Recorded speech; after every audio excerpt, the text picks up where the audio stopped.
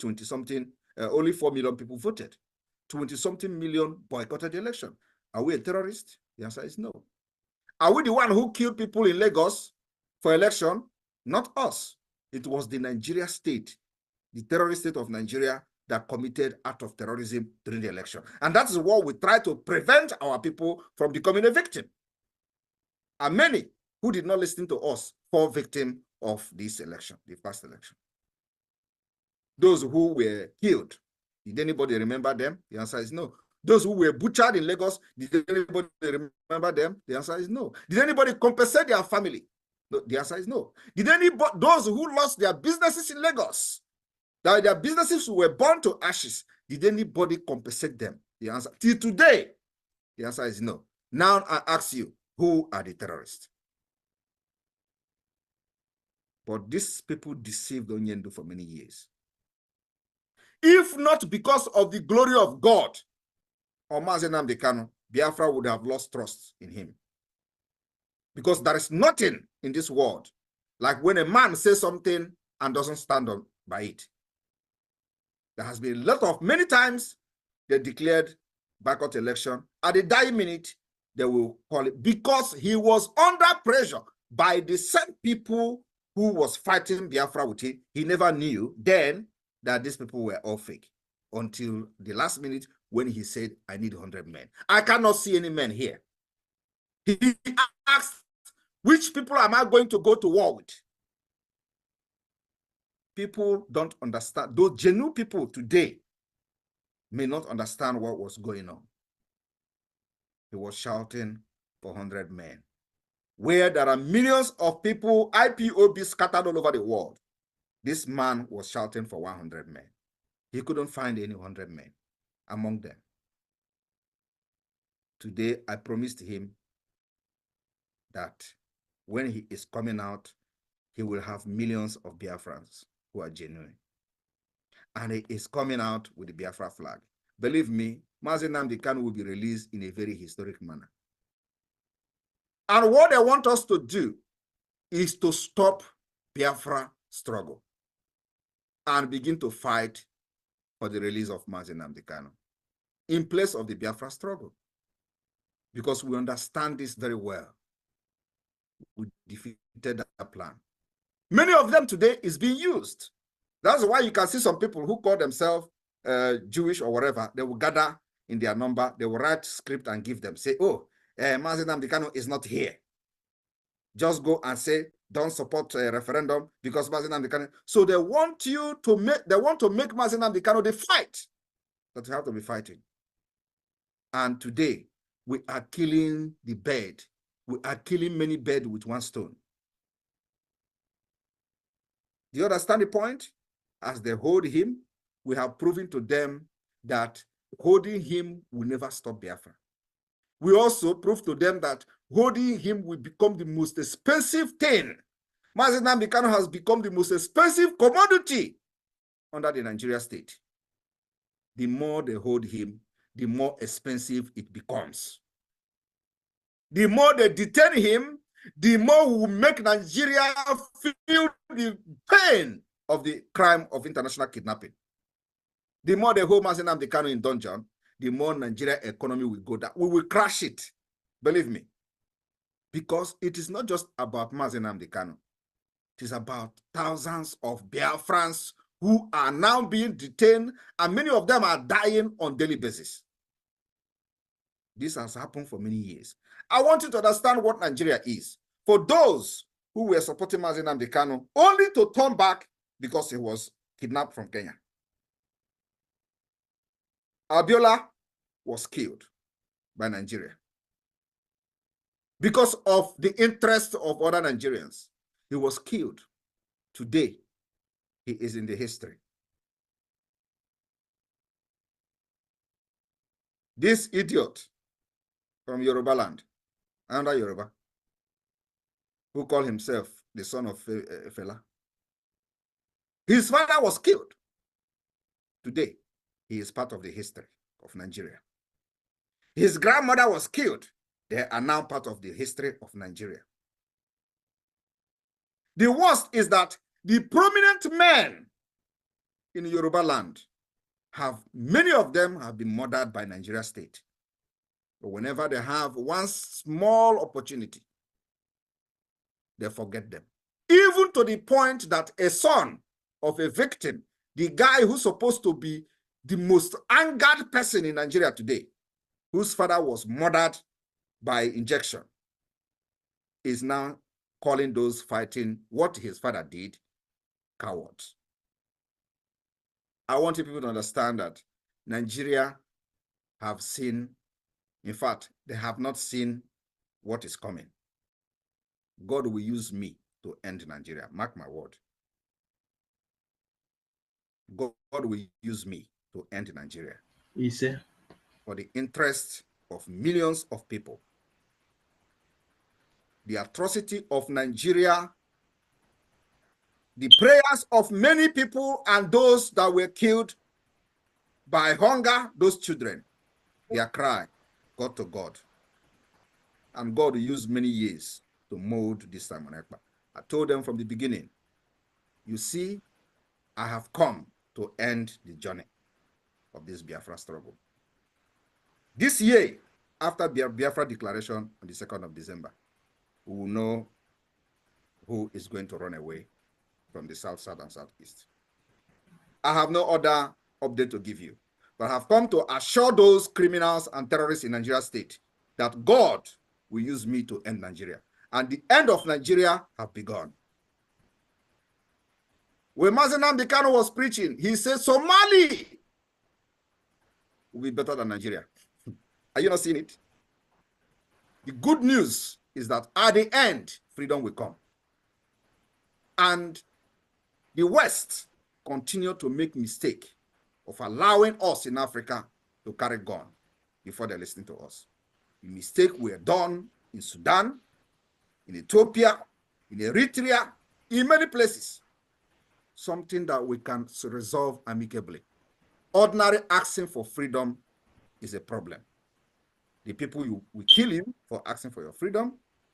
And if you don't defend yourself, your history will be gone, will be wiped away from the surface of the earth. Mm-hmm. And today, we will not be wiped away by Nigeria because we have come to end it. Our forefathers paid the heaviest price of being in Nigeria, and we are not going to leave that particular price for our children unborn to pay. We will end it in this generation. So from the 2nd of December, the music will change. Nigerians don't know what is coming. We will show them that the people you killed in the 60s, we have never forgotten them. The scars is very fresh. The humiliation on our children, they were dying, and they saw all those stomach being swelled up, and they were dying in thousands on daily basis, up to 3 million. Nigeria is evil and must end. The only way to end it is when they come with AK-47, you bring your own AK-47. When they come with bomb, you bring your own bomb. Mm-hmm. It is fire for fire, gun for gun, until the world will listen to us. Mm-hmm. And that listening to us, they have ignored us for many years. Mm-hmm. This year will be the day, the year that the Biafra and our own cry will ring a bell to the highest level. Thank you, Biafrans in UK. Thank you, sir. Thank you, my lord. Ndewo. Let me promise one thing. You know, any place I go, I always promise. And I want to fulfill that promise whenever. So the promise I'm making to the United Kingdom today, Biafrans in the United Kingdom, is that when I was in the US a few weeks ago, last week, I promised them that the satellite radio and all that will be, and the TV will be on air. And today we have the satellite TV, we have the satellite radio.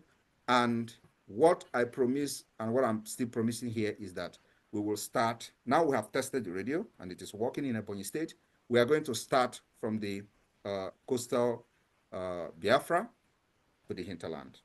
We already have some transmitters in the hinterland. So Akwa Ibom State, the former Akwa Ibom State, in the next 2 weeks, will have Voice of Biafra Satellite Radio all over Akwa Ibom. That's my promise. In the next 2 weeks, we are going to have them in Akwa Ibom, and from there, spread to Iguacha, spread to Bayelsa, spread to all the coastal delta before we come to the hinterland. That is the promise I'm making to you. But it starts in the next 2 weeks from today. Thank you. There we go. Thank you, sir. Obatobie.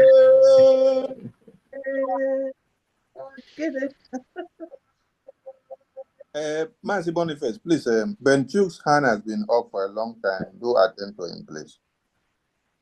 Yeah, we have, there is time for donations, but we are following the program. Mazi Benchus, don't worry, you will usher your own submission. But we have a presentation. Okay, we have a presentation we want to present. Yeah. Please, after the presentation, you can go ahead. Please, sir. There. My wonderful family, UK family, I recognize everybody here. Those in the cabinet, PM's cabinet, we recognize all of you. You are all supportive in UK.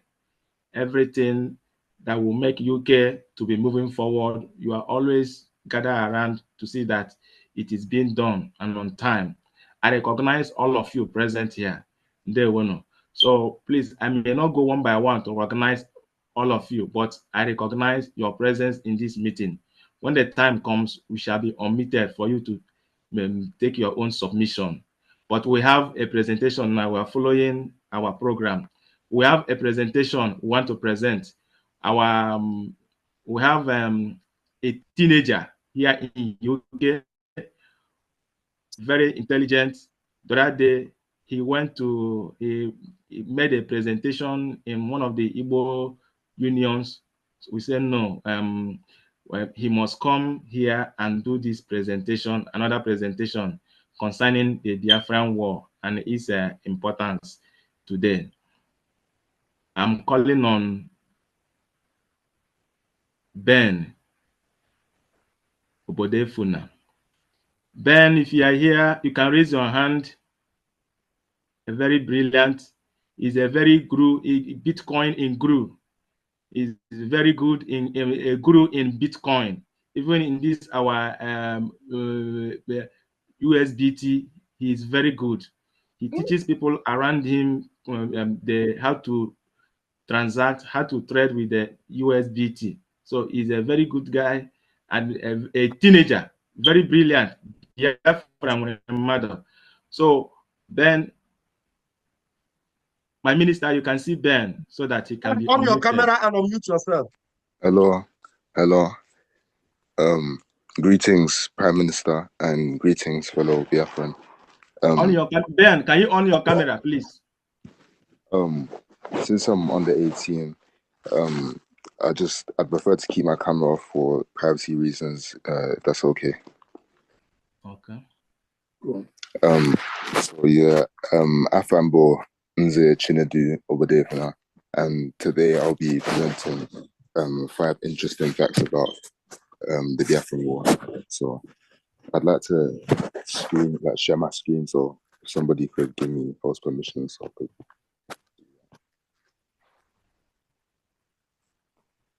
Okay. Give a co-host, please. COS, please grant him co-host. COS, are you there?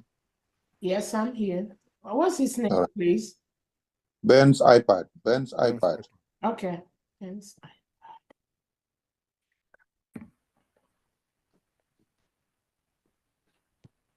Okay, great. All right, done. Ben, you can go ahead. Okay. So.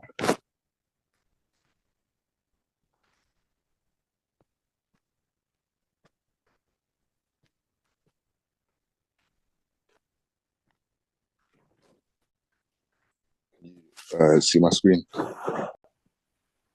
Ben, before you continue, please, I hope none of your content has any gory images, right? Yeah, there's no gory images. All right, right on. All right. Can you see my screen? Yeah. Very well. Very well. Okay. So the Biafran War. Quick overview. The Biafran War, also known as the Nigerian Civil War, took place between 1967 and 1970 due to ethnic and political divisions between Nigeria's Igbo-dominated southeast and the Hausa Fulani-led north. Colonel Odemegwu Ojukwu led Biafra to declare independence in 1967, which led to a military intervention by the Nigerian government, headed by General Yakubu Gowon. The conflict included intense battles, human rights violations, and a severe humanitarian crisis, with an estimated 1 to 3 million deaths from famine and disease. Despite initial successes by Biafra, the Nigerian military, backed by international support from countries like Britain and the Soviet Union, eventually were victorious. The war concluded in 1970 with Biafra's capitulation and its reintegration into Nigeria, significantly shaping the nation's political and ethnic dynamics of today. So, an introduction. One of the unique things about Biafra in the history of warfare is that not only was Biafra fighting a war, but simultaneously, Biafra was also building a nation state, which includes fully functioning institutions such as the Central Bank of Biafra, University of Biafra, ministries, and law courts. For example, people were still going to court for petty cases and receiving punishments, or getting married in a church as a normal society would whilst fighting the war. This is what makes Biafra unique, and things like this are what should be celebrated in history. So, number one, the post-war £20 policy. So at the end of the war, a Nigerian panel concluded that every Igbo person who had an account in any Nigerian bank before the Civil War was to receive £20. At the beginning of the Civil War, Igbo people took their money out of Nigerian banks and changed it to the Biafran currency. After the war, the Nigerian government took control of bank accounts belonging to Biafrans. A Nigerian committee decided to give each Igbo person a new bank account with just £20 in it. This meant that there were multi-millionaires who were stripped of all their money and forced to rebuild off of a mere £20. Despite this, though, the eastern region still grew to become bigger than most of the other regions in Nigeria today, despite the harsh conditions they were forced to build their economy back up from. But what many people don't know is what happened to the money that was stripped from the Biafrans. In 1972, 2 years after the war concluded, the Nigerian government released the indigenization decree, which mandated all foreign, especially British companies, to be either fully or partly owned by Nigerians. A decree that the Igbos did not benefit from, and it's believed that the money used to finance the purchase of these private interests was on the other side of that £20. Number two, Biafra's crude oil refineries. During the Biafran War, faced with an economic blockade limiting the access to petroleum products, the Biafrans ingeniously established makeshift crude oil refineries. Leveraging local expertise and traditional refining methods for palm oil, they improvised equipment using available materials like old barrel and pipes. This community-driven effort, coupled with training initiatives, enabled them to produce sufficient refined petroleum products to sustain their economy and military operations throughout the conflict. This technology the Biafrans created is still being used by the likes of the Russians today. Number three, the hijacking of planes. During the Biafran War, Biafran militants hijacked 4 planes, including 2 Nigerian Airways planes and 2 BOAC, which is the British Overseas Airways Corporation planes, on July 10th, 1968, diverting them to the Ulai airstrip in Biafra. This dramatic act was an attempt to draw international attention to the plight of the Biafran people and the humanitarian crisis caused by the Nigerian government's blockade and military offense. While the passengers and the crew were released unharmed, the hijacking was widely condemned by the international community, including the Nigerian and British governments, as an act of terrorism and a violation of international law. Despite the international attention generated, the hijacking did not significantly alter the course of the Biafran War or lead to a resolution of the conflict. Now, number 4, the minting of the Biafran currency. During the Nigerian Civil War, Biafra declared independence and issued its own currency, the Biafran pound. On the 29th of January 1968, Biafra began minting its own £1 and £5 shilling notes in Portugal. These notes were made from paper and not too durable. Then, in February 1968, a second revolution. All right, as I go through that matter, I come to see as they happen say, let's say na Enugu state government say they want partner with me 80 Allah for farmer safety to boost food sufficiency. O say tila. Odinga no kanga manu gare kporo onye iri ya were ame onye nche. Meanwhile, let's go down for the full detail of the information. The Agro Ranger Squad and other security outfits would be all out to protect farmers and farmland in the state. The Commissioner for Agriculture and Agro-Industrialization, Patrick Uburu, disclosed in an interview with News Agency of Nigeria on Monday in Enugu. The Commissioner said that the government collaborated with the Nigerian Security and Civil Defense Corps to establish an Agro Ranger Squad. Uburu said that the Agro Ranger Squad, meant to complement other security outfits on the ground, would be all out to protect farmers and farmlands in the state. This squad, with a specialized training on agricultural protection and other technological gadgets, will checkmate all forms of security compliance complained about by our farmers, both commercial and smallholder farmers in the state. The squad are stationed in major farms in the state as well as special agro-processing centers and facilities, he said. The commissioner said that the ministry was also discussing with the Mieti Allah group so that they would also join in ensuring security for all. He said, we are meeting with them to ensure that they help in putting their members in check. They would help us to identify those headers who are not their members that penetrate and instigate acts that cause misunderstanding among headers farmers. My people, I don't see how that one they go. But for me, these headers, I don't think knows these farmers don't know the particular herdsmen that are doing this thing, because had it been they known, they could have reported it to police, or maybe they could reported it to any force official that will be able to fish out these people. Because if you tell me that the headers who are committing all those heinous crimes around that Enugu state are known by these farmers and they have not been prosecuted, then I will say, okay, oh Nigeria, is this where you are now? It don't share. I see the be for Obodo. For the information where they enter for my table now, be say the men of the Biafra Liberation Army don katawos with the men of the Energy Them Boys, and I hear say na woto and I ain't the men of the Biafra Liberation Army, na ain't they drop for them boys. Even though now the boys said that what they are not in for trouble. And they have also, released some information online that the people that the Energy Them Boys are saying that they caught are not them.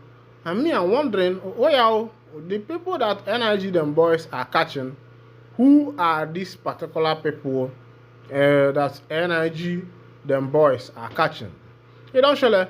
I see the for other information. They say Anambra State Women Association Lagos launching of 200 million for permanent site held in Lagos.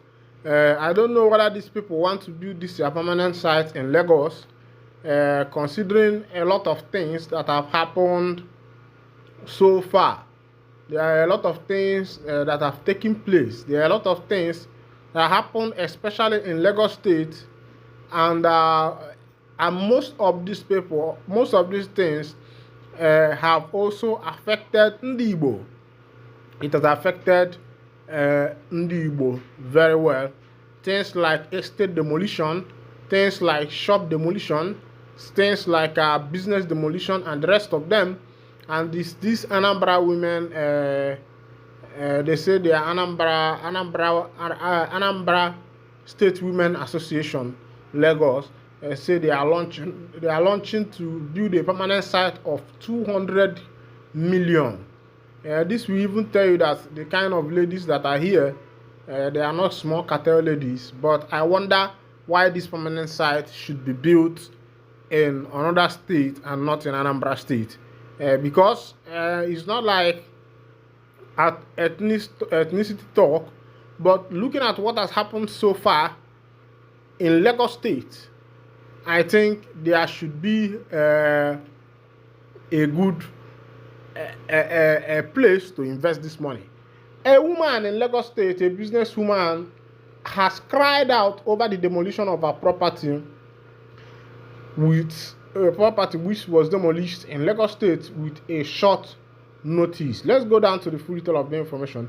A businesswoman identified simply as at Lashikin on Instagram has been traumatized after a demolition notice was issued by the Lagos State on the building her family purchased in Eti-Osa local government area of the state.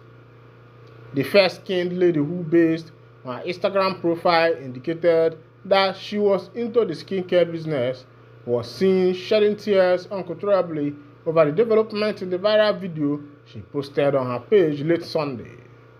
In the video, the businesswoman was heard lamenting that her family purchased the property in February 2024, added that all their hard work was expended on its purchase. She said, "We bought our property in February and we have only been there for 2 months. All the hard work, all the sleepless nights, everything. If you are in Lagos, you know how much property in Eti-Osa is cost. Each time my son sees me crying, he always asks me why I'm crying. Mommy, you've been crying. How do I explain to my son? How? What do I tell my children? I'm trying to be a strong woman, but this is very painful and I don't wish anybody pain like that. I don't wish anybody to work so hard, so tirelessly and face something like this. I don't. Even I don't see as it happen. This one, another woman where they cry out from that Lagos State, we purchased building from Eti-Osa.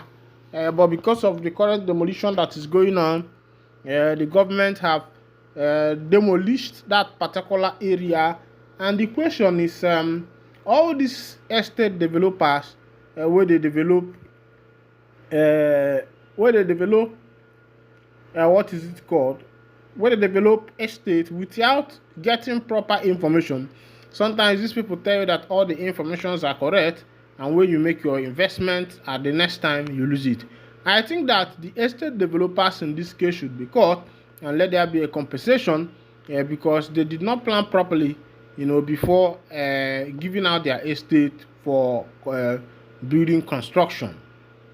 O setiela na ndebe anyị ekene m unu asị m onye agwara anya gwakwa ibie maka na ndebe anyị si na ife agba n'aka anya bụ ife ejiri enyo as e dey be Governor Oti don say that Lokpanta cattle market must be free from criminals smelly abattoirs. Oti na Oti don go to Lokpanta cattle market and then don talk say that place must be criminal free. And of course, you know that Oti is one of the governors because Oti is an Ekweme. His name is Toknadu. Anything where Oti they do, we talk, in they do in no the wait. Everything where Oti don't they talk for that instead, and don't do each and every one of them, and don't do each and every one of them. I'm being honest with you because a lot of things have happened in Abia State since OT resumed office. As it be, they say that Ebonyi Labour Seals EEDC and NERC offices. Now, Ebonyi Labour, now then they sue that one because they say prices of light tariff has gone so high and people are very, very angry. Why should tariff be very high like that? It's because of the bad government wey be say we dey inside. Now then they cost some of my people. But meanwhile, now here I go to wind down the curtain. And if this is your first time of joining us, kindly go ahead and subscribe, like, comment, and share. Thank you. God bless you. Why Mazen Nnamdi Kanu secession bid? Why even in the DSS detention he has refused to back down on his statement of freedom that he wants the people of Igbos, the Biafrans, to be free from the government of the NIG. Many people would be wanting to know, okay, what is actually happening? Now, can you by yourself give me analysis of today's NIG, where it looks as if everything has failed? The government, the economy, the system, every single thing looks as it has failed. The education system, the political system, the civil system, whereby corruption has become the order of the day. And a lot of people are asking questions, when are these things going to be over? And since 1999, or since the inception of the independence of the country called NIG, there has not been a proper hope, because immediately after the independence, people hoped that they were going to see better things than when the white man was here. And what they saw was opposite of what they anticipated, opposite of what they expected to happen. And when that happened, people lost hope. That was the first time people lost hope in the nation called NIG. And as time goes on, the military coup and the rest of them, people thinking that somehow the nation could be fixed. And when you look deep down into the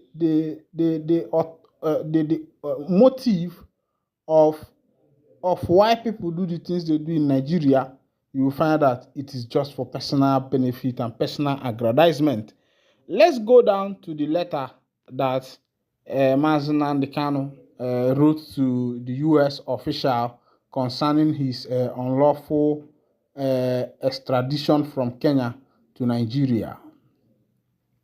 For officially and publicly acknowledging the unlawfulness of his extradition from Kenya to Nigeria in 2021, the leader of the indigenous people of Biafra, IPOB, Nnamdi Kanu, at the weekend expressed in writing his profound appreciation to the government of the United States of America, including its mission in Nigeria. Kanu's legal team leader, Aloy Ejimako, who confirmed this to The Guardian yesterday, said that the team acted on Kanu's behalf by making public his statement of appreciation titled, "Thank you, America, for officially and publicly acknowledging the unlawfulness of Nnamdi Kanu's rendition," stating that the U.S. acknowledgement was a demonstration of diplomatic courage. Ejimako, who said that his team's attention was drawn to an official publication by the U.S. government a few days ago, which was captioned 2023 Country Report on Human Rights Practices, Nigeria. He further said that the U.S. government publication acknowledged that Nigeria's secret police had violated Kanu's rights during his arrest and extradition, and that Kanu was a victim of arbitrary arrest in June 2021. The legal team said it needs to be emphasized that this laudable position, which the U.S. was waited for almost 3 years to take and make public, is surely well considered and thus important for two reasons.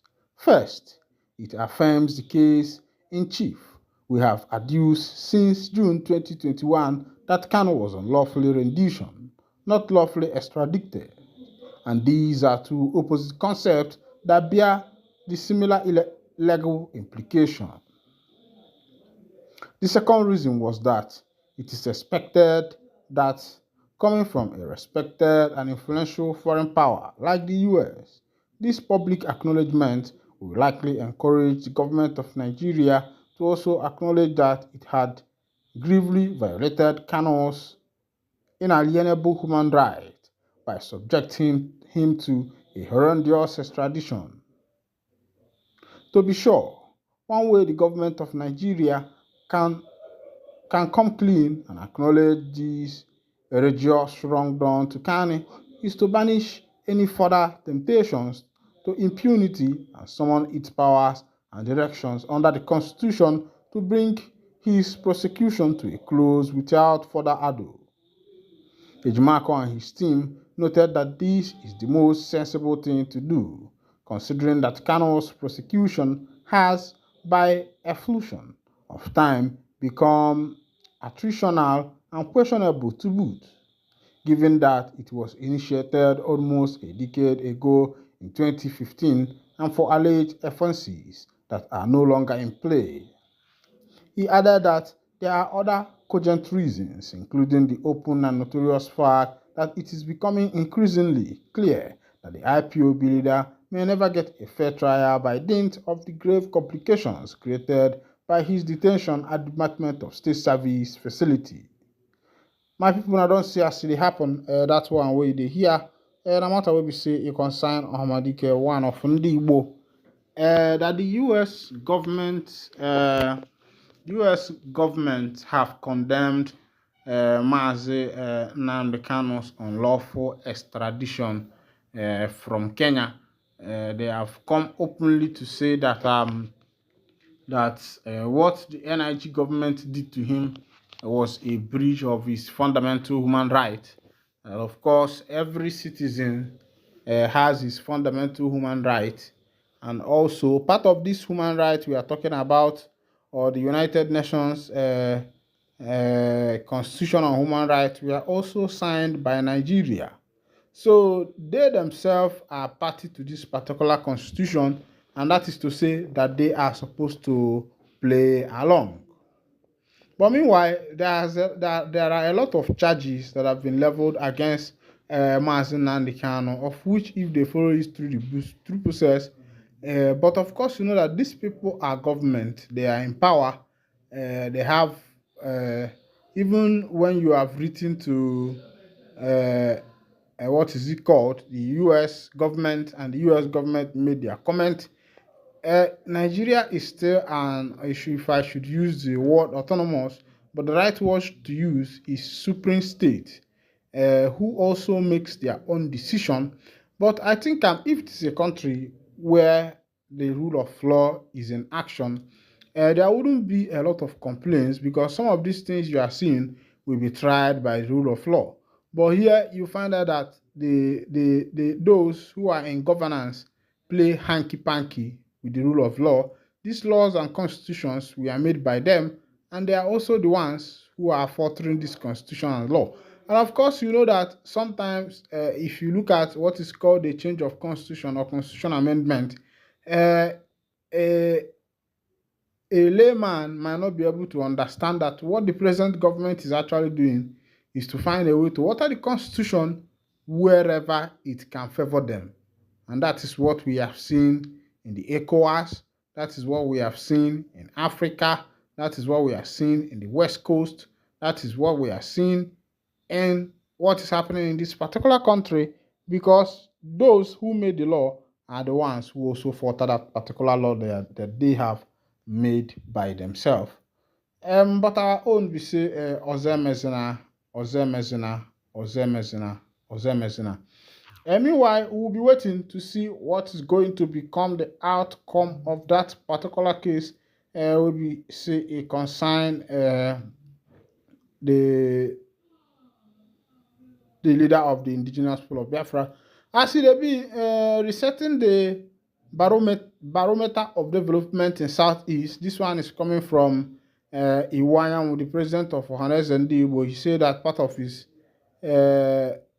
vision is to reset the barometer of development in the southeastern part of Nigeria. And my issue is that how is he going to be able to achieve that? Because the issue of Ohanes Ndigbo is not like the issue of government. Meanwhile, before we go to that one, Archbishop condemns Kano's continued detention as group fought Sinyako on Supreme Court verdict. And Archbishop of the church, and I dey talk this one, say wetin Nyako dey do, say that one follow. Now the Anglican Bishop of the Niger Province and Bishop of Oka, Right Reverend Alexander Ibezin, has called on President Bola Tinubu to release the leader of the indigenous people of Biafra, Nnamdi Kanu, for peace to reign, asserting that the agitators' continued incarceration is a national embarrassment. Ibezin, who made this call during the 13th Synod of the Church of Nigeria Anglican Communion, themed Running the Christian Race, Implication for the Church in Perilous Times, observed that Eastern Nigeria has suffered a lot. According to him, for Nigeria to be peaceful, the Igbo must be given a chance in the national leadership of the country. He noted that justice delayed is justice denied. He said the truth remains that injustice set back a nation, and once an ideology about injustice is imbibed into a people, no amount of force can quell it unless justice is done. The Archbishop said that the church should continually embark on a race guided by the rules, genuineness, goal orientation, endurance, discipline, and preservation to win, and perseverance to win. Wondering if the current generation is not living in the perilous times prophesied by Daniel. In his remark, the Bishop of Oji River, Joseph Egbono, contended that Nigeria appears upside down as the current situation calls for surgery at the foundational level to structurally revive the country or opt for something else. Meanwhile, a group under the aegis of American military veterans of Igbo descent has faulted the presiding judge of the Abuja Federal High Court, Justice Binta Nyako, who is hearing Kano's case, for allegedly not obeying the Supreme Court's judgment describing Kano as a prisoner of conscience. The group, in a letter to the judge dated May 1, 2024, stated the judge's refusal to comply with the Supreme Court judgment and the lack of willingness to interpret the Constitution fairly are truly embarrassing and humiliating for the judicial system, Nigeria, and the whole world. Amid AMVIE's letter, which was jointly signed by Dr. Sylvester Onya and Dr. Godson Obiago, President and Secretary of the group, respectively, was made available to journalists at the weekend. It called for Kano's release, noting that the IPOB leader should have been taken to a correctional center and not kept in federal government private-owned detention center where his conversation with his lawyer and family members are always monitored. My people, now don't see as they happen for that particular matter. We are still on that matter where we say you concern Hamadike 1, Ofundi Igbo, Odogwana Fanya. Meanwhile, here I got to wind down the curtain, and if this is your first time of joining us on this wonderful channel, kindly go ahead and subscribe, like, share, comment, and also remember to on your notification button so that whenever our news drop, you'll be the first we'll collect them. Thank you for listening. God bless you.